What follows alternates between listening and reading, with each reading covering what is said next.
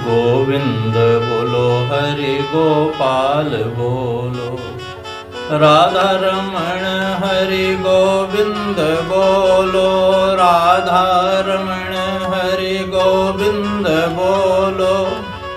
गोविंद जय जय हरि गोपाल जय जय, गोविंद जय जय हरि गोपाल जय जय, राधा रमण हरि गोविंद जय जय, राधा रमण हरि गोविंद जय जय। बोलिए गोविंद भगवान की जय, सद्गुरुदेव भगवान की जय। आइए अपने चित्त को वहीं ले चलें जहाँ कथा आप सुन चुके हैं। व्यास जी के पुत्र पैदा हुए सुखदेव जी, और सुखदेव जी जन्म लेते ही जंगल की तरफ चले गए। उन्होंने एक बार भी मुड़ करके नहीं देखा। जबकि व्यास जी पुत्र पुत्र कहते हुए पीछे भी गए, उनकी तरफ से तरवो विनेदु वृक्षों ने मूर्तमान होकर के उनको जवाब दिया कि महाराज इनको आप लौटाने में समर्थ नहीं हो, ये लौटेंगे नहीं, क्योंकि संसार की मोह माया इनके अंदर है ही नहीं। 3 चीजें होती हैं संसार में।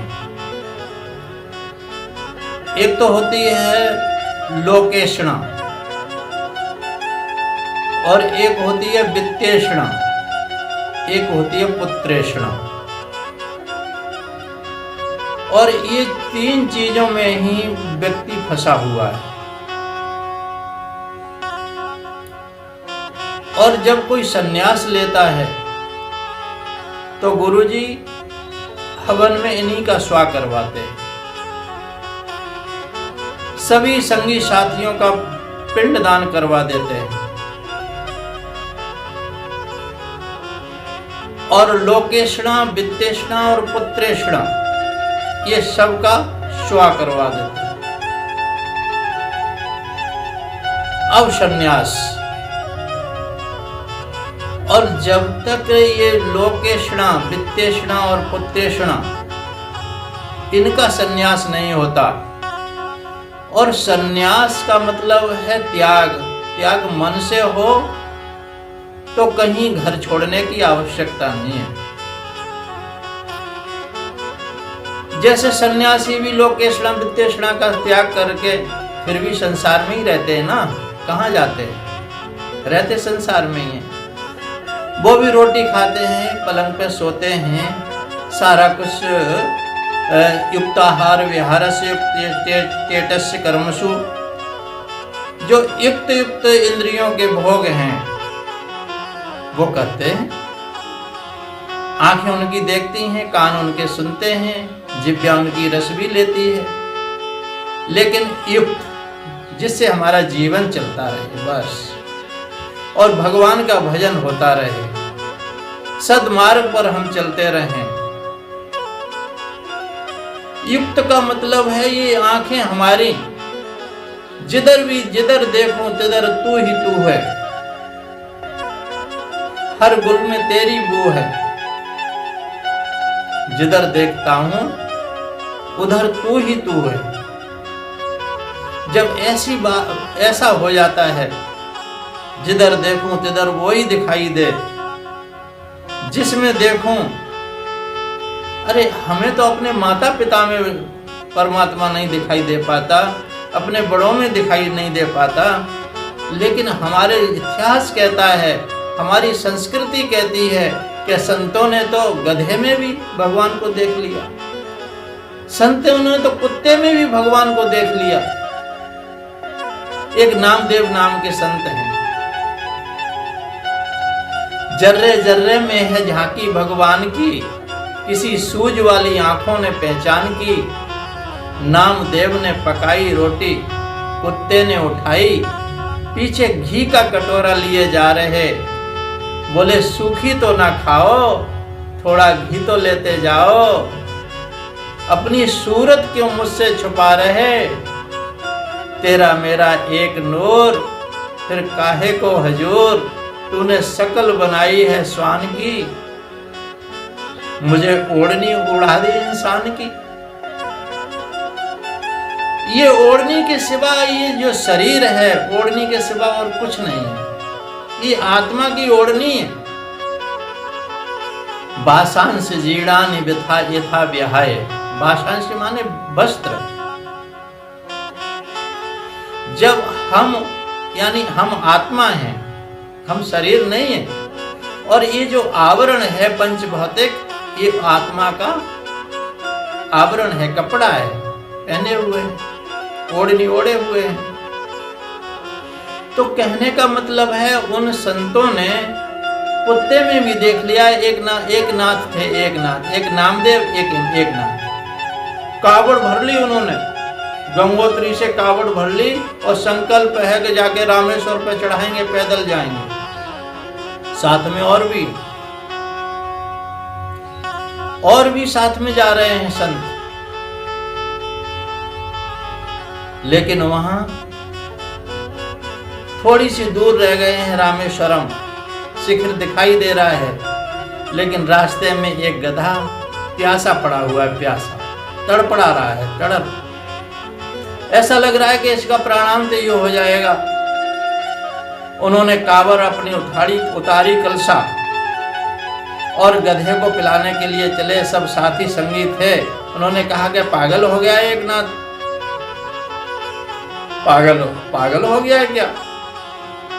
इतनी दूर से गंगोत्री से लेके आया है, हिमालय से, और रामेश्वर भगवान को चढ़ाना है जल, और तू इस गधे को पिला रहा है। बोले नहीं भैया, मैं तो ये तड़फड़ा है, सबके अंदर तो भगवान है, रामेश्वर ही बैठे हुए, रामेश्वरम ही सबके अंदर है। और उन्होंने किसी की नहीं मानी, और वो जाकर के गधे के मुख में पूरा का पूरा कलश गंगोत्री का जल उड़ेल दिया, और कहा, संकल्प किया, हे रामेश्वरम भगवान, मेरा तो जल यहीं से ग्रहण कर लो, यहीं से ग्रहण कर लो। और उसमें से गधा तो तिरोधाय हो गया, अलोप हो गया। वहां रामेश्वरम भगवान खड़े थे। उन्होंने कहा, एक नाथ, तूने मुझे इस रूप में भी पहचान लिया? बोले भगवान आप कहां नहीं हो, जर्रे जर्रे में है झांकी भगवान की। जब जर्रे जर्रे में है, कड़ कड़ में है, उससे अलग कोई चीज है ही नहीं। वो आकाश की तरह वायु सब जगह है, वायु सब जगह है, और सब जगह तुम चाहे कमरे में चले जाओ, चाहे ताला लगा लो, और चाहे बाहर चले जाओ, कहीं भी चले जाओ, वायु तुम्हें मिलती है कि नहीं मिलती? श्वास ले रहे हो कि नहीं ले रहे? तो वायु तो एक तत्व है, एक तत्व है। लेकिन परमात्मा जिसने वायु को बनाया है, प्राण दे रहा है, वो है परमात्मा। वो शाश्वत है, सत्य है। उसके दर्शन सबके अंदर, कण कण में है भगवान, जर्रे जर्रे में है भगवान। तो फिर क्यों हमें ऐसा नहीं लगता कि हम अपने बड़े बूढ़ों में भी भगवान देख लें? आज हम बड़े बूढ़ों में नहीं देख रहे। हम पत्थर के भगवान को तो पूजते हैं जाकर के। तीर्थों में हम जाते हैं, वहां क्या मिलता है ये बताओ? मैं भी तीर्थ में ही बैठा हूं। अगर तीर्थ में जाते हैं तो वहां मूर्ति तो है, और वो मूर्ति किसने बनाई है बताओ जी? पत्थर की मूर्ति इंसान ने ही तो बनाई है। छेने हथौड़े की चोटों से जब लगी हैं तभी तो वो भगवान बने हैं। और प्राण प्रतिष्ठा होकर के मंदिर में उड़ा पैरा के सजा के खड़ा कर दिया। अब तुम भगवान मानने लगे हो। और ये मूर्ति किसने बनाई है, जरा विचार करो मेरे भक्तों, विचार करो थोड़ा। ये जो मूर्ति किसने बनाई, ये 9 महीने कौन गढ़ रहा था, कौन जगह जगह ये आंखें बना रहा था, कितनी प्यारी प्यारी आंखें, कौन इतनी ये नासिका, ये कान, ये आंख, दांत, ये सारा कुछ, और अंदर कैसे कैसे पुर्जे उसने लगाए। और एक पुर्जा खराब हो जाए तो फिर जीवन नहीं रहता। फिर ये उसकी कृपा से सब कुछ चल रहा है, उसकी कृपा से। जिसको हम भूल जाते हैं, जिसको हम देख नहीं पाते, जिसने इतना सुंदर बना करके हमें दिया, इसमें मकान में तुम रहो बेटा, मेरी बेटी हो, मेरे बेटा हो, मेरे अंश हो, इसमें रहो मकान में। ये महल बना के दिया, और हम उस महल बना के दिया, जो हमारे संगी साथी हैं वो महल बना के दिया है भगवान ने। सो उन महल में बैठे हुए हम परमात्मा को नहीं देख पाते। हम आज वृद्धाश्रम क्यों खुलते जा रहे हैं? क्योंकि हमने अपने वृद्धों में, अपने माता पिता में, अपने बड़े बूढ़ों में भगवान को देख ही नहीं पाया। और ध्यान देना, सावधान, अगर बड़े बूढ़ों में भगवान नहीं देखे तुमने तो कहीं भी भगवान मिलने वाले नहीं है। चाहे तुम जंगल में निकल जाना, चाहे कुछ भी कर लेना, तुम्हें शांति जीवन में नहीं मिलेगी, शांति नहीं मिलेगी। जो तुम्हारे बच्चे होंगे वो तुम्हें, जो तुम अपने माता पिता के साथ में व्यवहार करोगे वैसा ही व्यवहार तुम्हें भी मिलेगा जीवन में। ये बचा नहीं सकते, क्योंकि भगवान सबके अंदर विराजमान है।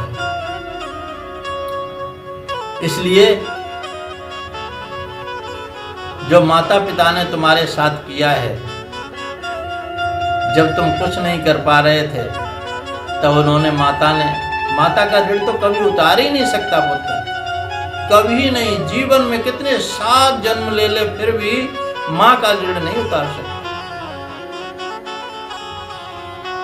और वही माँ के जब आंखों में आंसू आ जाते हैं तो बोलो, वो परमात्मा खुश होगा तुमसे। कितने भी तीर्थ करते रहो, दर्शन करते रहो, परिक्रमा लगाते रहो। गणेश जी ने तो भगवान शंकर और माता पार्वती की परिक्रमा लगा ली और सामने खड़े हो गए, और सब भागे परिक्रमा लगाने के लिए। कहा कि जो विश्व की परिक्रमा लगा के आएगा जल्दी, और उसी को सर्वश्रेष्ठ माना जाएगा, प्रथम पूजा उसी की होगी। गणेश जी ने कहा, सबके पास तो उड़ने वाले, कार्तिकेय जी के पास मोर है, वो तो उड़ के चले जाएंगे, मेरे पास तो चूहा है, कहाँ जा पाएगा ये। विचार किया कि माता पिता तो सबसे, माता पिता के ही चरणों में सारी की सारी सृष्टि वो है स्थित, सारा विश्व है। और माता पिता का ही भगवान शंकर पार्वती को बिठा करके, बैठो आप दोनों जने यहाँ बैठो, और जल लगा के परिक्रमा सामने खड़े हो गए। आज जब पूजा की जाती है तो सबसे पहले क्या किया जाता है? गणेश जी की पूजा की जाती है। गणेश पूजन सबसे पहले होता है। क्यों? कि उन्होंने माता पिता की पूजा की, माता पिता की परिक्रमा लगाई। और हम माता पिता को, हम उनकी सेवा भी नहीं कर पाते। माता पिता को क्या चाहिए? तुम सुबह शाम थोड़ा पूछ लो, माँ ठीक है, पिताजी कैसे हैं, ठीक है हो? अरे बड़े बूढ़ों को तो इतने से ही उनके एकदम आत्मा प्रसन्न हो जाती है उनकी पूछने से। वो ये नहीं चाहते कि तुम हमें नोटों की गड्डियां पकड़ा दो, बस पूछो केवल माँ कैसी है। शाम को आते हो, घर में घुसते हो, माँ कैसी है, ठीक है? पिताजी कैसे हो, ठीक हो? बस इतने से। ब्यास जी बैठे, ब्यास जी असंतुष्ट हैं। तुम चाहे संसार में कुछ भी कर लेना, चाहे कितना भी व्यापार कर लेना, अगर तुम्हारे अंदर असंतुष्टि है तो कहीं ना कहीं कमी है, तुम्हारी सेवा में कमी है, तुम्हारे भजन में कमी है। तुम समझ ही नहीं पा रहे हम कैसे सेवा करें। और जब माता पिता तुम्हारे घर में प्रसन्न हैं तो फिर चाहे कहीं भी तीर्थ में जाना, और तीर्थ का भगवान तुम्हारे लिए रास्ता छोड़वा देगा, तुम्हें सबसे पहले दर्शन मिल जाएंगे, देख लेना। नहीं तो और नहीं तो तुम्हें जब पहुंचोगे तब तक फाटक बंद मिलेंगे। क्यों? ये सारी प्रकृति सब कुछ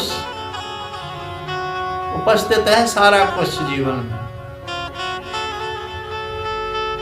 वो परमात्मा इसलिए कड़ कड़ में है, सब कुछ जान रहा है, तुम्हारे भाव को पहचान रहा है। इसलिए भगवान ने कहा, इंद्रियाणाम मनश्चास्मि, मैं सब पूरे इंद्रियों में मन हूँ। और मन तुम्हारे अंदर जो संकल्प उठते हैं, अच्छे उठे या बुरे उठे, मन पहले ही जान लेता है। इसलिए कभी भी ऐसा अपने बड़े बुजुर्गों का, इस संसार की ईर्ष्याएं तो सब बेकार की चीजें हैं। लोकेशणा, लोक में मैं ये हो जाऊं, वो हो जाऊं, इतना कर लूं, ये सब करो, पुरुषार्थ है। संसार के लिए ये भी जरूरी है, धन भी जरूरी है, पुत्र भी जरूरी है, लेकिन जब तक भगवान तुम्हारे जीवन में नहीं है और बुजुर्गों की सेवा नहीं है तो ये सब मिले माटी में, सब मिट्टी के समान है, धूल के समान है। इसलिए अपने जीवन को संभालना चाहिए। व्यास जी का असंतोष, पुत्र भी चला गया, लेकिन नारद जी आते हैं, क्या कहते हैं उनके पास, क्या उपदेश करते हैं, व्यास जी को समझाते हैं, ये आगे के प्रसंग में आप सुनेंगे। बोलिए सच्चिदानंद भगवान की जय।